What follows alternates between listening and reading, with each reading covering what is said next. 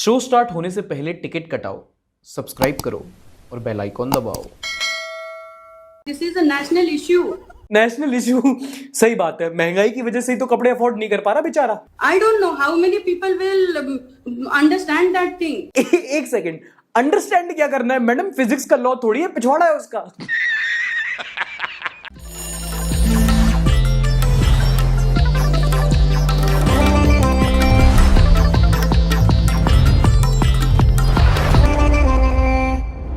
नमस्कार, आदाब and welcome.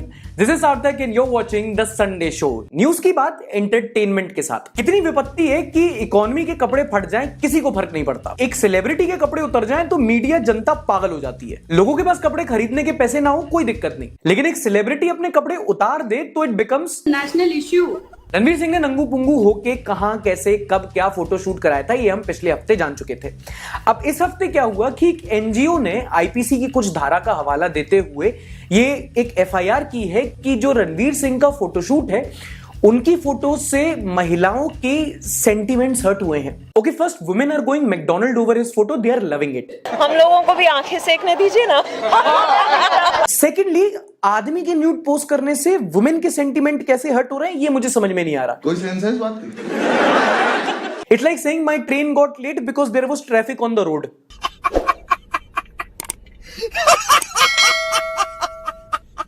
अब देखो, ये कोई बेरोजगारी का मसला तो है नहीं कि मीडिया इग्नोर कर दे। उन्होंने बनाई इसकी न्यूज और फॉर अ चेंज दिशा पटानी और मलाइका अरोरा को रेस्ट देते हुए इस बार रणवीर सिंह को ऑब्जेक्टिफाई किया और खूब डिबेट की। I've seen the pictures. I've seen his photos, 5 photos that he has posted through his Twitter handle and Instagram handle, and that is not good for the society. अब जरा विचार कीजिए, रणवीर सिंह के पास आज क्या नहीं है। हम बात इसलिए कर रहे हैं कि रणवीर सिंह ने ऐसा किया क्यों। I think that we are leading into a situation of a country which is rife with hypocrisy also follow him. and with hysteria. अब इसी बीच एक महिला की क्लिप वायरल हुई डिबेट के दौरान जिसमें इनका कहना था कि रणवीर सिंह की फोटो में है them because Can see his bum. Can see his bum. हंस लो, हंसने के अलावा क्या कर सकते हैं। This is a national issue. National issue? सही बात है, महंगाई की वजह से ही तो कपड़े अफोर्ड नहीं कर पा रहा बेचारा। I don't know how many people will understand that thing. एक सेकेंड, अंडरस्टैंड क्या करना है मैडम? फिजिक्स का लॉ थोड़ी है, पिछवाड़ा है उसका। और महिलाओं के सेंटिमेंट कैसे हर्ट हुए इसका लॉजिक समझाओ मुझे, खासकर हमारे देश में जहां एक एवरेज देसी अंकल सैंडो बनियान पहनना अपने हुस्न की तौहीन मानते हैं। ऐसे अगर सेंटिमेंट हर्ट होने लगे तो मैडम फिर तो सिविल वॉर हो जाएगा। Of course you know this means war. Okay, jokes apart, coming back to the topic, ये जो इशू है, ये डिबेट है, it's a debate between artistic freedom and obscenity, यानी कि हिंदी में कहें तो अश्लीलता। अब जो ऑब्सीनिटी का डिबेट है ये काफी इंटरेस्टिंग है। आपको याद होगा कि कुछ ही समय पहले अभी अयोध्या में एक कांड हुआ था, अपने वही लोकल इमरान हाशमी, उनका डिबेट भी इसी ब्रैकेट के अंदर था। अब अगर हम लीगली बात करें तो ऑब्सीनिटी को लेकर इंडियन पीनल कोड यानी कि आईपीसी में कई सारी धाराएं हैं, बट इन लॉज में प्रॉब्लम्स क्या है कि ये जो लॉज हैं ये स्पेसिफिक नहीं है। ये ऑब्सीनिटी को बताती तो है बट उसे डिफाइन नहीं करती। ये काफी कुछ परसेप्शन पे यानी कि दृष्टिकोण पर छोड़ देती है। और ये तो ऑब्वियस सी बात है कि जो परसेप्शन होता है वो सोसाइटी का किसी भी चीज पे कॉमन नहीं होता, काफी अलग अलग होता है। हो सकता है कि कुछ चीज जो आपके हिसाब से सही हो सामने वाले के हिसाब से गलत हो, जो सामने वाले हिसाब से सही हो उसमें आपको कोई आपत्ति हो। किसी के लिए पब्लिक डिस्प्ले ऑफ अफेक्शन है, किसी के लिए विदेशी रोग। जो शॉट आपके हिसाब से आपके आउटफिट पे मैच कर रहा है, बगल वाली आंटी के हिसाब से तो लड़की हाथ से निकल रही है। मतलब it's a battle of culture and mentality also. जैसे कि ये पहली बार नहीं है कि एक फोटोशूट पर सवाल उठाए गए हैं। इससे पहले भी अगर आपको याद हो या आपने सुना हो तो मिलिंद सोमान ने एक फोटोशूट किया था जिसके ऊपर सवाल उठाए गए थे। और अगर आप हिस्टोरिकली बात करें तो कई सारे ऐसे राइटर्स हैं जैसे कि मंटो, कई सारे पेंटर्स हैं जिन पर ऑब्सीनिटी को लेकर उंगली उठाई गई है। और ये सब कुछ सेक्स के टॉपिक के अंडर आता है जो हम पहले ही समझ चुके हैं कि उसको लेकर हमारी सोसाइटी में एक डिबेट और डिस्कशन होने की बहुत जरूरत है। आपका इस मसले पे क्या ओपिनियन है आप कॉमेंट करके जरूर बता सकते हैं। इससे पहले मैं दूसरी कंट्रोवर्सी की तरफ बढ़ूं, आपसे एक छोटा सा सवाल पूछना चाहूंगा कि आपने एक बार में एक समय पर एक साथ कितने पैसे देखे हैं? 10 लाख, 20 लाख, 30 लाख, 40 लाख। देश भर में पैसे की किल्लत है, लेकिन हाल ही में बंगाल में इतना पैसा देखने को मिला है कि जिसने देखा उसका बम फट गया। I am allowed to laugh at my own jokes, right? मतलब आप गिनना तो छोड़ो, पैसे देख देख के थक जाओगे। बंगाल गवर्नमेंट के एक मिनिस्टर हैं पार्था चैटर्जी और इनकी एक जान पहचान वाली एक्ट्रेस है अर्पिता मुखर्जी।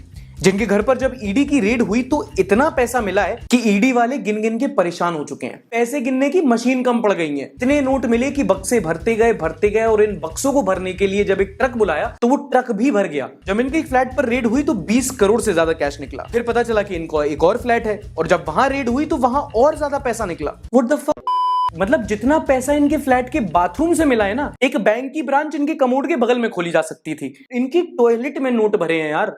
मेरी टॉयलेट में पानी नहीं आ रहा। मतलब इन्होंने हेरा फेरी देखी होगी, उसमें डायलॉग था कि पैसा क्या है, हाथ का मैल है। तो इन्होंने कहा ठीक है फिर बाथरूम में ही छुपाते हैं। अब तक 40 करोड़ से ज्यादा कैश, 4 किलो सोना, चांदी के सिक्के, यहां वहां की महंगी गाड़ियां, घड़ियां और पता नहीं कहां की तो संपत्ति मिली है। अब आप सोचो कि एक स्टेट के, एक मिनिस्टर के, एक एसोसिएट के पास इतना पैसा मिला है तो इन सारे मंत्रियों ने मिलकर कितना पैसा दबाया होगा। अगर स्कैम को कुछ नाम देना है तो दो पार्थो Escobar. Now it's important to understand कि ये जो एसएससी का स्कैम है और जो आरोप लगे हैं कि जिस स्कैम का ये पैसा है वो स्कैम दरअसल है क्या। आप मुझे बस 1 करोड़ रुपए दे दो, मैं इन लोग को बोल दूंगा कि चूरन वाले पैसे हैं, ऑपोजिशन फंसा रही है आपको। आरोप है कि 2016 में बंगाल में सरकारी स्कूल के टीचर्स की नौकरियां निकली थी, जिस टाइम पे ये भाई साहब वहां के शिक्षा मंत्री थे। अच्छा मोटा मोटा 50 लाख ही दे दो। अब जो हाईकोर्ट में याचिका दायर हुई उनमें ये आरोप लगाए गए थे कि भर्तियों में उन लोगों को भी नौकरी मिली जिनके नंबर कम थे। एक पेटी ही दे दो यार। कुछ आरोप तो ये भी लगे कि उन लोगों की भी नौकरी दी गई जिन्होंने टीईटी की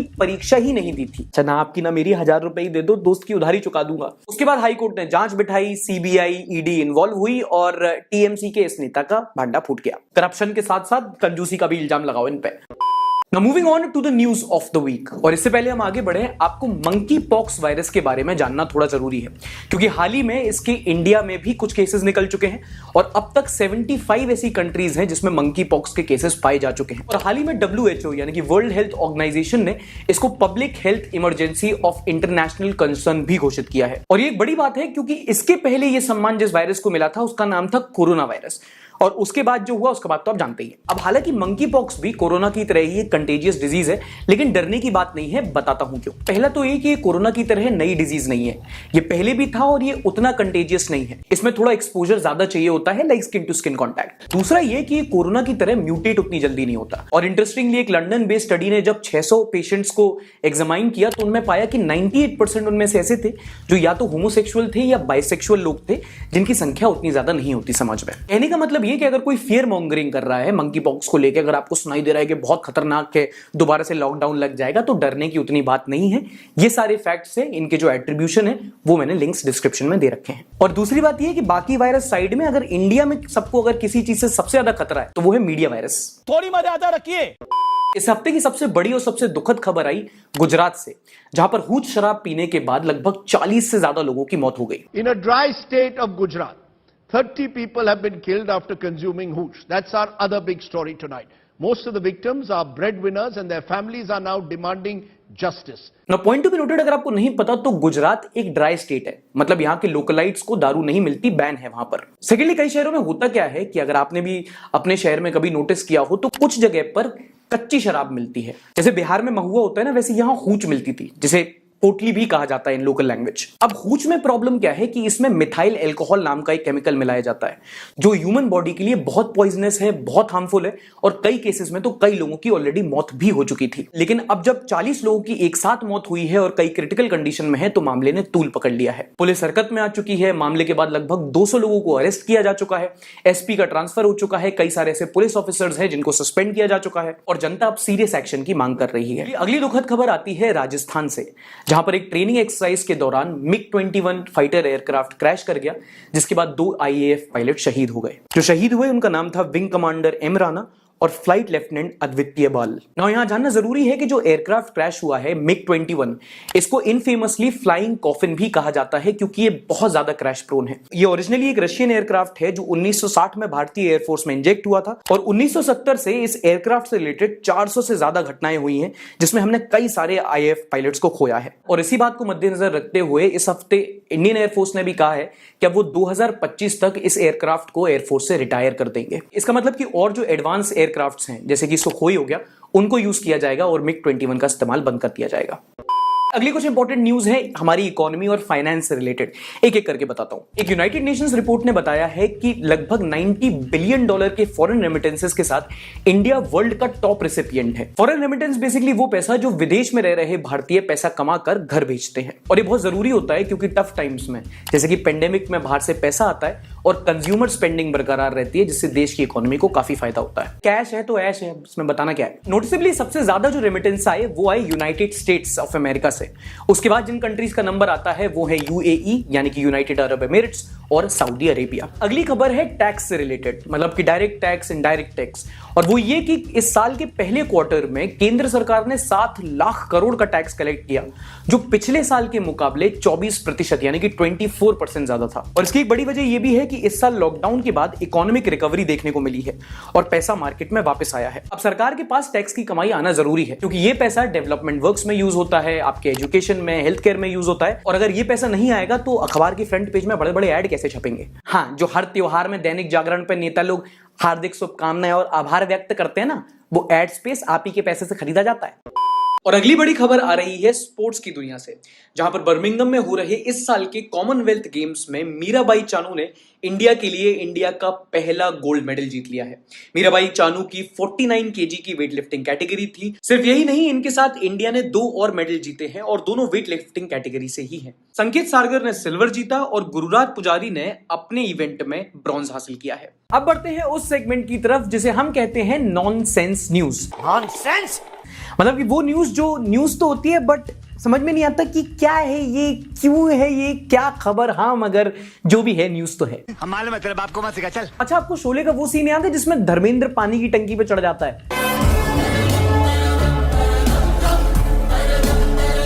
ये शोले का सीन है। पेडलर का नंबर दे अपना। दरअसल ये घटना हुई महाराष्ट्र के जलना में, जहां पर एक पति पत्नी प्रेम में बावला हो गया और पानी की टंकी पर चढ़ गया। दरअसल हुआ ये था कि इनकी जो पत्नी थी वो मायके गई थी, काश सबकी पत्नी जाया करें, तो इनकी पत्नी वापस नहीं आ रही थी और बार बार बुलाने पर जब इनकी पत्नी वापस नहीं आई तो ये मोबाइल टावर पर चढ़ गए।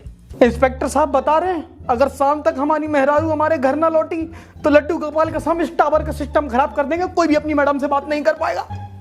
अच्छा, अगर आप ये सेगमेंट रेगुलरली फॉलो करते हैं तो आपको पता होगा कि यूपी से हर हफ्ते कोई ना कोई इंटरेस्टिंग न्यूज आती रहती है, लेकिन इस हफ्ते बंगाल ने बोला होल्ड माय संदेश और ये कर डाला। दुर्गापुर में कंडोम की सेल बढ़ गई। रहा नहीं जाता, तड़प ही ऐसी है ना। ठहरो, वो इसलिए नहीं कि बैचलर्स के अच्छे दिन आ गए, इसलिए क्योंकि अपेरेंटली वहां के बैचलर्स कंडोम का नशा कर रहे हैं। क्या बोला तूने? अरे सही बोल रहा हूं, टाइम्स ऑफ इंडिया में छपी ये न्यूज है। क्योंकि अपेरेंटली ये जो प्रोडक्ट है उसको अगर आप बॉइलिंग वाटर में डालते हैं तो उसके ऑर्गेनिक मॉलिक्यूल ब्रेक हो जाते हैं और जो कंपाउंड निकलता है उससे नशा होता है, तो ये लोग कर रहे हैं। इसको भिजा के पीने से बहुत काफी अच्छा नशा होता है और रिलैक्स मिलता है। आप भी ट्राई किए? हम भी ट्राई किए हैं। तो ये सेहत के लिए क्या अच्छा है? नहीं, ये तो नुकसान है, पर क्या करिएगा, खुलेआम बाजार में बिक रहा है तो हमें पीना पड़ रहा है। सही बात है, बिक रहा है तो करना पड़ेगा। बिल्डिंग ऊंची है, कूदना पड़ेगा। पानी गहरा है, डूबना पड़ेगा। शादी है, करनी पड़ेगी। बाथरूम बनी है, पैसा दबाना पड़ेगा। अगली न्यूज सुनोगे तो हंस हंस के पागल हो जाओगे। बिहार में एक इंसान को सांप ने काट लिया तो ये दौड़ा दौड़ा हॉस्पिटल गया और डॉक्टर से बोला कि इसे ट्रीटमेंट की जरूरत है। और जब डॉक्टर्स ये पता लगा रहे थे कि कौन से सांप ने काटा है, किस लेवल का इन्फेक्शन है, उसी वक्त इसने सांप को ही सामने लाके रख दिया। इतने तेजस्वी लोग हैं हमारे पास। जी बताइए, क्या तकलीफ है आपको? डॉक्टर साहब देखिए, हमारा सांप काट लिया। Oh my God, this is serious. Nurse, first aid kit लेके आओ, ऑपरेशन की तैयारी करो। इनका ब्लड सैंपल लो, इनको इमरजेंसी वार्ड में डालो और पता करो कि कितना गहरा नशा है। पता करना पड़ेगा कौन सा सांप है। तनिक अपना हाथ आगे लाइए, लाइए तो। हाँ लो, ये लीजिए साहब, यही सांप है। हम साथ में ही इसको उठा लाए। अच्छा देखो, जगह जगह प्रोटेस्ट होते रहते हैं, सरकार को कोई खास फर्क पड़ता नहीं है। तो आजकल जनता भी प्रोटेस्ट को लेकर थोड़ी क्रिएटिव हो गई है। बेंगलुरु की सोसाइटी के कुछ रेजिडेंट्स थे जो अपने पास की जो सड़क है उस पर गड्ढों यानी कि पोटहोल से थोड़े से परेशान हो गए थे, तो वो प्रोटेस्ट करने लगे और उन्होंने प्रोटेस्ट करने का एक बड़ा सा इंटरेस्टिंग सा उपाय निकाला। यमराज को साथ में लेकर प्रोटेस्ट कर रहे थे।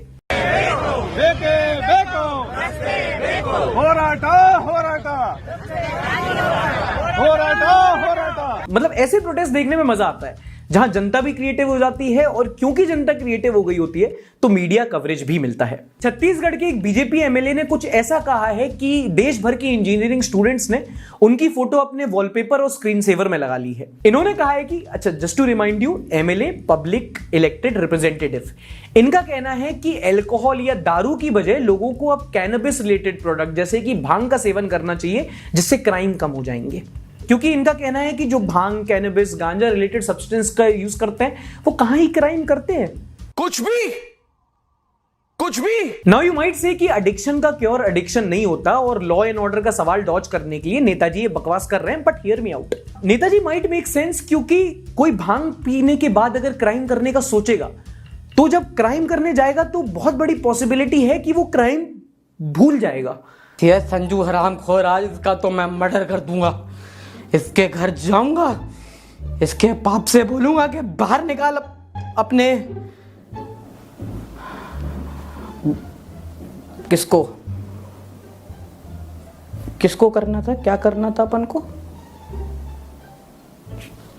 छोड़ो यार, नींद आ रही है। पुणे में एक इंसान को बहुत लोगों का लाखों का कर्ज चुकाना था, तो उसने इससे बचने का एक ऐसा उपाय सोचा कि धूम 4 की स्क्रिप्ट इंस्पायर हो सकती है। इसने अपने ही घर पर एक चोरी करवाई जिसका मास्टरमाइंड ये खुद था, क्योंकि सिंपैथी, जिसके घर चोरी हुई है उससे कोई उधार थोड़ी वापस मांगेगा।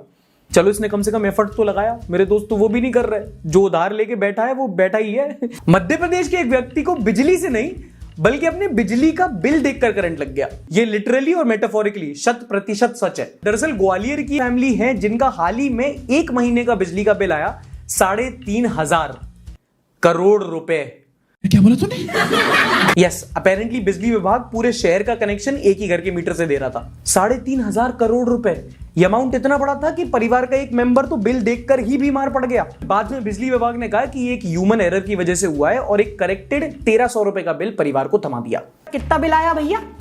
सर, आपका बिल आया 350 तो आ ही जाता है। अब इतना आजकल बच्चे ना दिन भर फोन चलाते रहते हो। हमारी मैडम तो दिन भर कपड़े धोती रहती है भैया, वॉशिंग मशीन चलती रहती। 3,500। 3,500 का एसी पिंटू, मोहल्ले भर का एसी यहीं चल रहा है क्या? 3,500 करोड़। 3,500 करोड़ भाई साहब, 3,500। अब जिस स्टोरी से हम इस सेगमेंट की शुरुआत करेंगे, देखो वो मुझे नहीं पता कि वो नॉनसेंस है या पॉजिटिव है, बट वो जॉ ड्रॉपिंग जरूर है। ये है केरला के अशोक थामरक्षन जी। ये इन दिनों अपनी फैमिली के साथ यूरोप टूर कर रहे हैं अपने प्राइवेट एयरक्राफ्ट में, और हम यहां महाबलेश्वरम नहीं जा पा रहे। एनीवे, अब मजे की बात ये है कि जिस एयरक्राफ्ट में अशोक जी ट्रैवल कर रहे हैं वो इन्होंने लॉकडाउन के दौरान खुद बनाया है। एग्जैक्टली, जब आप लॉकडाउन में डलगोना कॉफी बनाने में बिजी थे, ये प्लेन बना रहे थे। अशोक थामरक्षन जी पेशे से तो एक मैकेनिकल इंजीनियर हैं, और इन्होंने पहले फोर्ड और होंडा जैसी कंपनीज में काम किया है।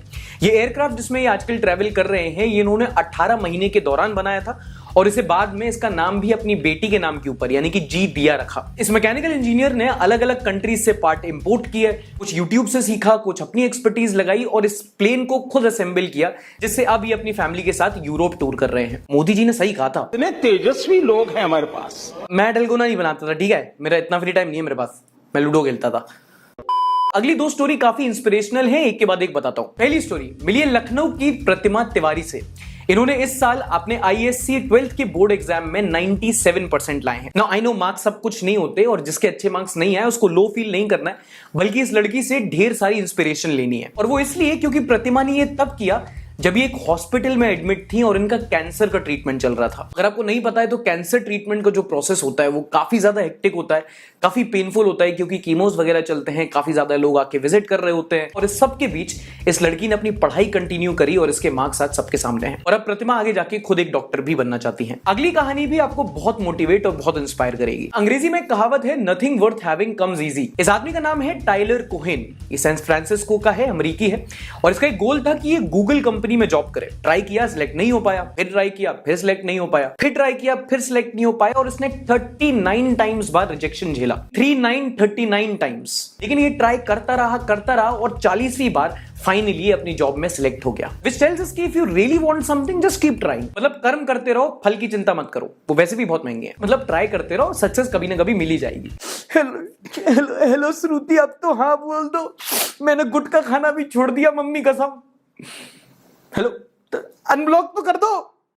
अगली पॉजिटिव है झारखंड राज्य से, जहां का ट्री कवर कम होने के बाद अब वहां के चीफ मिनिस्टर हेमंत सोरेन ने ऐलान किया है कि वहां की सरकार अब हर वो इंसान जो एक पेड़ लगाता है अपने इंडिविजुअल कैंपस में, उसको 4 यूनिट फ्री बिजली देगी, यानी कि पौधारोपण को इंसेंटिवाइज किया जा रहा है, जो आज के टाइम में बहुत जरूरी है। अगली कहानी है वेस्ट बंगाल के एक डॉक्टर की, सुशोभन बंदोपाध्याय जी। इनका हाल ही में निधन हो गया। इन्होंने 60 इयर्स यानी कि 60 सालों तक लोगों को अपनी मेडिकल सर्विसेज दी थी। इनके बारे में खास बात ये थी कि ये सिर्फ 1 रुपए इस कंसल्टेशन फीस चार्ज करते थे, सिर्फ 1 रुपए। इसकी वजह से लोग इन्हें प्यार से 1 टका डॉक्टर यानी कि 1 रुपी डॉक्टर भी बुलाया करते थे। और सबसे ज्यादा मरीजों को अटेंड करने के लिए इनका नाम Guinness book of world record में भी दर्ज है, और इनको 2020 में सरकार ने पद्मश्री से भी नवाजा था। इस हफ्ते हमने इनको खो दिया, but he inspired generations of doctors in the country. तो अब तक आपको इस हफ्ते की कंट्रोवर्सीज, इस हफ्ते की interesting news, important news, nonsense news सबका पता लग चुका है। अब जानते हैं कि इस पर जनता का क्या रिएक्शन था। नरुंदर एम ने ट्वीट किया है, actress bum would hurt the sentiments and actress bum would make the song hit. Savage social commentary. Smriti Irani ji कहती हैं, can you sell a bar, Vim bar और रिन बार। देखिए, आपका बार नहीं बेचा जा सकता, हम शावर जाल यूज करते हैं जी। She effortlessly rhyme better than Kesariya and love स्टोरियां। We can see his bum, you can laugh madam, इसलिए किया रणवीर को sue, this is a national issue. दीदी तेरे पार्थ का खजाना, हाय राम, आज तक को कोई जर्नलिज्म सिखाना। हाय हाय हाय हाय आए हाय हाय हाय। अल्ताफ हुसैन ने पार्था चैटर्जी पे लिखा है, जिस हिसाब से नोट मिल रहे हैं मुझे लगता है इनमें चिप लगा ही देनी चाहिए थी। अल्ताफ भाई ह्यूमर। प्रकृति ने ट्वीट किया है, me and who bro, you and your upcoming semester. सही बात है, ये इश्कबाजी तो होती रहेगी, पढ़ाई लिखाई ही करो, IAS बनो और देश को संभालो। क्या आपके घर में सिलेंडर 600-700 का आ रहा है? हमारे घर में तो पाइप लाइन लगी हुई है गैस की, तो पता नहीं। बड़े लोग कोठी बंगला। दाल वाल कुछ सस्ती हुई है? दाल सब्जी ये तो सर, ये भी पाइपलाइन ही लगी होगी आपके घर, अगर तो क्या करा जाए। नीमिया तो कुछ चीर पा के रखना, पल्ले विच मुखड़ा लुका के रखना।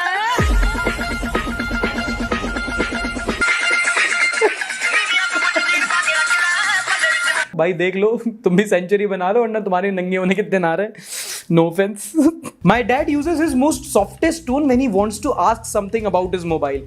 ये रूल नेशन वाइड देश के सारे पापाओं पे अप्लाई करता है। हाँ, तू बस दिन भर टुकुर टुकुर स्क्रीन देखता रहे, ऐसे बस अंगूठा घिसता रहेगा टुकुर टुकुर, कोई काम तो है नहीं, पता नहीं किस घड़ी में पैदा हो गया है मनुष्य। बेटा समझ रहा है, ये बेटा ये फेसबुक पे मैसेज है, ये तुम्हारे ताऊजी को भेजना है व्हाट्सएप पे। कैसे करेंगे? Abigail Shrestha is watching from the maternal home of Maharani Gayatri देवी। अच्छा, महारानी गायत्री देवी ना सिर्फ जयपुर की महारानी थी, she was a very beautiful personality. इन्होंने एक बार चुनाव लड़ा था एक कांग्रेस कैंडिडेट के खिलाफ, और जिस वोट मार्जिन से जीती थी वो इतना बड़ा था कि वो Guinness book of world record में दर्ज हुआ था। खैर, आपने कहा maternal home of Maharani Gayatri देवी, तो ये थी तो जयपुर की, लेकिन इनकी जो माँ थी इंदिरा देवी, आई गेस वो बड़ौदा की थी, तो I am guessing it is there, but अगर गलत हूं तो आप बता दीजिएगा। सुल्तान साहू ने कमेंट किया है, correction on today's episode is that Droupadi Murmu is not the first president of India from Odisha, but she is the second president. The first president from Odisha was mister V V Giri. Sorry यार, कभी कभी थोड़ी गलती हो जाती है, सॉरी। लड़के हैं, गलती हो जाती है। एमडी अतीक ने कमेंट किया है, why am I getting addicted to this show. मैं स्क्रिप्ट में कोकेन मिलाता हूं। पीयूष भारद्वाज ने कमेंट किया है, always waiting for the episode brother, consistent since हफ्ता निकाल। Me too. Swastik Pratap Garhi, good afternoon, I got 96% board exam. 96% in my board exam. 96? इसमें कितने गरीब पास होते हैं? 2-3 तो हो ही जाते हैं यार। क्या मेरे 70 आते थे तो मैं दिन भर खेलता था, रात को भंडारा होता था। Anubhav Bagde is watching from the corn city of India, which is the city of Chhindwara in Madhya Pradesh. और वो इसलिए क्योंकि जो छिंदवाड़ा का क्लाइमेट है और वहां का जो सॉइल टेक्सचर है वो कॉर्न यानी कि मक्का, जिस भुट्टा भी आता है ना जो, वो उगाने के लिए काफी ज्यादा सुटेबल होता है. So thank you Anubhav, new information. Mohammad Saqlain Qadri is watching from the brass city of India, जो है मुरादाबाद की brass is famous. I didn't know that. Moradabad का नॉनवेज भी काफी फेमस है, मुरादाबादी बिरयानी. तेल बहुत होता है लेकिन उसमें. Shantanu Mukherjee is watching from the coal capital of India, which is the city of Dhanbad, जहां से हमारे अब तक के सर्वश्रेष्ठ नेता रामाधीर सिंह जी भी आते हैं, जिनके लड़के विधायक जेपी सिंह को सरदार खान कूट दिया था एसपी ऑफिस में. क्या किया? कूट दिए. किधर देख रहे हो सार्थक भाई? Afsar is watching from the Manchester of Rajasthan. Sachin Guser is watching from the city which is known as the Paris of Haryana. ये कौन सा नया ट्रेंड है भाई? ये कौन नाम दे रहा है? Manchester of Rajasthan, Paris of. भाई नो ऑफेंस, बट आपकी सिटी की सबसे खास बात ये नहीं हो सकती कि वो किसी और सिटी की पैरोडी है. मतलब कुछ ना कुछ तो होगा यार. मैनचेस्टर ऑफ राजस्थान, ये क्या बात हुई? तो भाई अलग ही हो जाएंगे. Toronto of Tripura, San Francisco of Shimla, Amsterdam of Andhra Pradesh, New Jersey of Nagaland, Ontario of Orissa. मजाक कर रहा हूं यार, दिल पे मत लेना. एक और बोलूं, मायामी ऑफ मध्य प्रदेश. बड़ा हरामी हो बेटा यार. इनकी तरह होना चाहिए ना. जैसे कि ये देखो, Priyavrat Singh is watching from the India's land of salvation and enlightenment, मोक्ष और ज्ञान की भूमि, जिसे कहा जाता है बिहार की गया को. और मोक्ष और ज्ञान की भूमि गया को इसलिए कहते हैं क्योंकि पौराणिक कथाओं के अनुसार भगवान श्री राम ने जो अपने उनके पिता दशरथ थे उनका पिंडदान वहां पर किया था. और ज्ञान की भूमि इसलिए क्योंकि जो सिद्धार्थ थे उनको यहाँ पे ज्ञान प्राप्त हुआ था और वो भगवान बुद्ध बने थे. सो गया इज नोन एज द मोक्ष और ज्ञान की भूमि. How beautiful is that. Fawad Siddiqui is watching from the city of gates. Okay Google भैया बताओ. City of gates is Aurangabad, क्योंकि वहां पर 52 गेट हैं, 52 गेट्स हैं, जो कि काफी ज्यादा है. एंड हर गेट का अपना अपना एक सिग्निफिकेंस है. हालांकि जैसे जैसे टाइम बीता है कई सारे गेट उस स्थिति में नहीं है जिस स्थिति में थे, लेकिन अभी भी कई सारे गेट्स आपको वहां देखने को मिल जाएंगे. और पहले के जमाने में यही होता था मेरे ख्याल से. वहां पे क्योंकि किले हुआ करते थे और किले में गेट्स होते थे सिटी में एंट्रेंस के लिए. और जैसे अंग्रेज आए, फिर इंडिपेंडेंस हुआ, जैसे जैसे इंफ्रास्ट्रक्चर बदला, एक सिटी में कोई एड्रेस पता करने के लिए ये जो गेट्स हैं आगे चल के बेसिकली लैंडमार्क्स बन गए. Krishna Makwana and one other is watching from a place which is known as the Scotland of India. Now this place genuinely exist. Scotland of India is Coorg in Karnataka, क्योंकि वहां का जो लैंडस्केप है वो बहुत ज्यादा स्कॉटलैंड से मिलता जुलता है. It's also very big coffee producer. It's underscore Riju underscore official. मैं इसकी आईडी में नहीं जा रहा हूं, but I am very sure कि लिखा होगा cake murder at something something. Unfortunately my city is the most polluted in India, but Delhi is not. Most polluted city, क्योंकि जो लिस्ट आई थी हाल ही में, भिवाड़ी सबसे ज्यादा पॉल्यूटेड था. तो ठीक है भाई, मतलब वो इसलिए भी है क्योंकि भिवाड़ी जो है दिल्ली के पास के रीजन का सबसे ज्यादा एक इंडस्ट्रियल रीजन भी है. तो एक ये रीजन हो सकता है कि आपकी सिटी में क्योंकि इंडस्ट्रीज बहुत ज्यादा है तो वो पॉल्यूटेड भी ज्यादा है. बट ठीक है, प्रोज एंड कॉन्स होते हैं. Rajesh Ricky Sharma ji is watching from the electronics capital of the world. Sir ji and madam ji, electronics capital of the world, not sure, but अगर फ्रॉम द वर्ल्ड है तो चाइना होगा. जी हाँ, it's in Shenzhen in China, which is called the electronics capital of the world, क्योंकि माना जाता है कि दुनिया में जितनी भी इलेक्ट्रॉनिक्स प्रोडक्ट्स बनते हैं उनमें से 90% शेंजेन में बनते हैं. तो चाइना से देख रहे हैं लोग भाई, अपन को देख रहे हो तो सिर्फ इंडिया नहीं, अभी तो विदेश में भी जा रहे हैं अपन. अगली बार से फैमिली फंक्शन में ना रिश्तेदारों को मेरे पैर छूना चाहिए. टू योर फेस अजमेर वाले फूफा जी. ऐसे ही अगर आप भी शो में फीचर होना चाहते हैं तो आपको बस इतना करना है कि शो देखते हुए अपनी सेल्फी लेनी है, and you know the drill. उसको सोशल मीडिया पर अपलोड कीजिए, इंस्टाग्राम, ट्विटर वगैरह, और #SundayWithSarthak यूज कीजिए. मुझे मेंशन भी कर सकते हैं और अगले हफ्ते हम फीचर करेंगे आपको, और आप अपनी सिटी की हिंट जरूर बताना, कुछ इंटरेस्टिंग जैसे इन लोगों ने बताई, और आपकी सिटी का नाम हम गेस करने की कोशिश करेंगे. ये था इस हफ्ते का एपिसोड. अगर पसंद आया हो तो लाइक जरूर कीजिएगा, नहीं पसंद आया तो डिसलाइक कर सकते हैं, बट लाइक जरूर कीजिएगा यार, बड़ी मेहनत लगती है. पिछले हफ्ते का एपिसोड आपको इधर मिल जाएगा. अपना ख्याल रखिएगा, मिलेंगे अगले हफ्ते. तब तक के लिए टाटा, बाय बाय, शब्बा खैर. Like, subscribe and share.